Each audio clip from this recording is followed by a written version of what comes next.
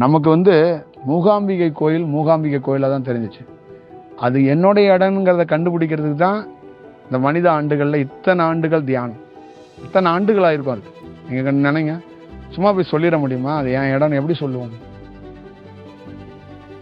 நீங்கள் வந்து நீங்கள் ஏற்றுக்கலாம், நான் சொல்கிறத உயர்ந்த ஞானத்தை பெற்ற சூட்சமத்தில் யாராவது இருந்தாங்கன்னா அவங்க ஏற்றுக்கணும்ல.